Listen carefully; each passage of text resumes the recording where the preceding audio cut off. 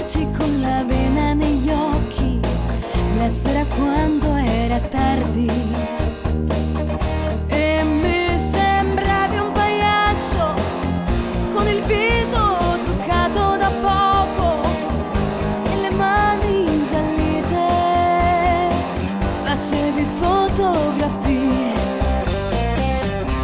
Che strana vita è la nostra, leggendo tutte e due le nostre mani. Quel mercante non sapeva più che fare e ci lasciammo invidiare. Camminavamo per niente si faceva l'amore, senza mai domandarci che strane quelle nostre giornate.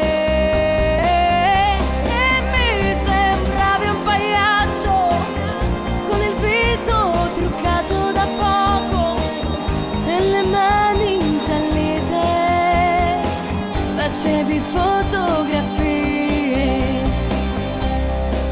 Che strani i nostri vestiti, senza neanche un portafortuna, con un ricordo di vacanze lontane che ci lasciasse ricordare.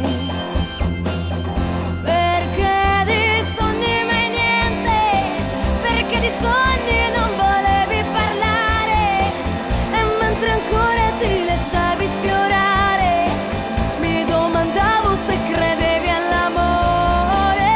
E si parlava di te come un vero pagliaccio, con le mani sbiadite.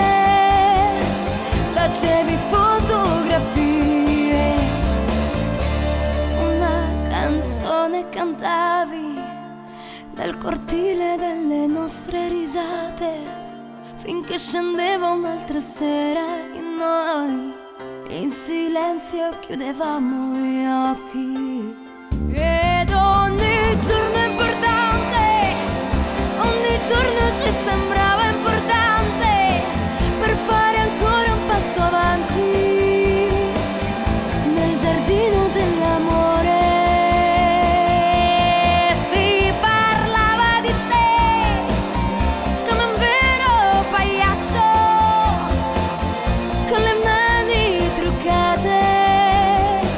Facevi fotografie.